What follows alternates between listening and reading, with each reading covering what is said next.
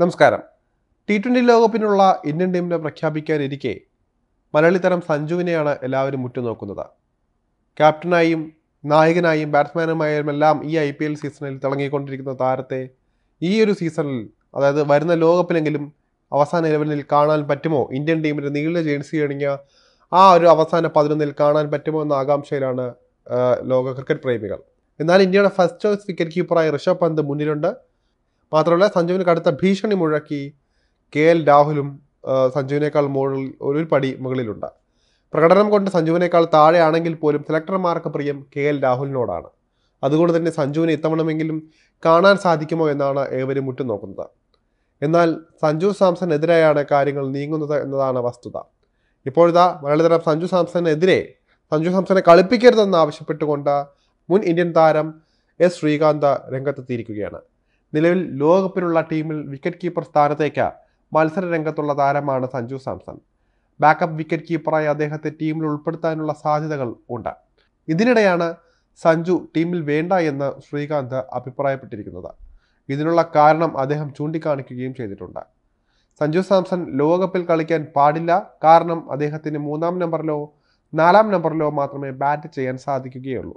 പക്ഷേ ഈ 2 സ്പോട്ടുകളിലും ഒഴിവില്ല. സൂര്യകുമാർ യാദവും ശിവം ദുബെയും ഈ സ്പോട്ടുകൾ റിസർവ് ചെയ്തു കഴിഞ്ഞു. അതുകൊണ്ട് തന്നെ സഞ്ജുവിനെ ടീമിന് ആവശ്യമില്ല എന്നാണ് ശ്രീകാന്ത് പറയുന്നത്. ഓപ്പണിംഗ് സ്പോട്ടിലേക്ക് രോഹിത് ശർമ്മയും വിരാട് കോഹ്ലിയും സ്ഥാനം ഉറപ്പിക്കുകയും ചെയ്തിരിക്കുകയാണ്.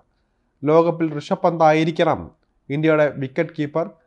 KL രാഹുലിനെ ബാക്കപ്പായും ഉൾപ്പെടുത്താമെന്നും ശ്രീകാന്ത് വ്യക്തമാക്കുകയാണ്. ഇന്ത്യയുടെ മുൻ സെലക്ഷൻ കമ്മിറ്റി ചെയർമാൻ കൂടിയാണ് ശ്രീകാന്ത്. അതുകൊണ്ട് തന്നെ വിരമിച്ചെങ്കിൽ പോലും സെലക്ഷൻ കമ്മിറ്റിയുമായി ഒരു സ്വാധീനം ശ്രീകാന്തിനുണ്ട് എന്ന് തന്നെ വിശ്വസിക്കാം. 2011 അവസാനമായി ഏകദിന ലോകകപ്പിൽ ഇന്ത്യ ചാമ്പ്യന്മാരായപ്പോൾ അന്നത്തെ സ്ക്വാഡിനെ തിരഞ്ഞെടുത്തതും ശ്രീകാന്തിന് കീഴിലുള്ള സെലക്ഷൻ കമ്മിറ്റിയാണ്. ഇതിനിടെ ഇത്തവണ നടക്കാനിരിക്കുന്ന T20 ലോകകപ്പിനുള്ള ഇന്ത്യയുടെ 15-അംഗ സ്ക്വാഡിനെ സ്റ്റാർ സ്പോർട്സിന് വേണ്ടി ശ്രീകാന്ത് തിരഞ്ഞെടുക്കുകയും ചെയ്തിരിക്കുകയാണ്. യുവ അഗ്രസീവ് ഓപ്പണർ യശസ്വി ജയ്സ്വാളിനെ അദ്ദേഹം തഴഞ്ഞു എന്നതാണ് ഏറ്റവും വലിയ സർപ്രൈസായി ഉള്ളത്. കൂടാതെ രാജസ്ഥാൻ റോയൽസിനായി IPLൽ കസറുന്ന സ്റ്റാർ സ്പിന്നർ യുസ്വേന്ദ്ര ചഹാലിനെയും ലോകകപ്പ് സ്ക്വാഡിൽ ശ്രീകാന്ത് ഉൾപ്പെടുത്തിയിട്ടില്ല. നായകൻ രോഹിത് ശർമ്മയുടെ ഓപ്പണിംഗ് കൂട്ടാളിയായി കോഹ്ലിയെയാണ് അദ്ദേഹം തിരഞ്ഞെടുത്തിട്ടുള്ളത്. സൂര്യകുമാർ യാദവ്, ശിവം ദുബെ എന്നിവരാണ് 3-ഉം 4-ഉം സ്ഥാനങ്ങളിലുള്ളത്. മുംബൈ ഇന്ത്യൻസിനൊപ്പം IPLൽ അത്ര നല്ല പ്രകടനം പുറത്തെടുക്കാൻ സാധിക്കാത്ത സ്റ്റാർ ഓൾറൗണ്ടർ ഹാർദിക് പാണ്ഡ്യ ടീമിൽ ഇടം പിടിച്ചിട്ടുണ്ട് എന്നതും മറ്റൊരു പ്രത്യേകതയാണ്. ശ്രീകാന്തിൻ്റെ ടീമിലെ സർപ്രൈസ് താരം തമിഴ്നാട്ടിൽ നിന്നുള്ള ഇടം കൈയും പേസർ T നടരാജനാണ്.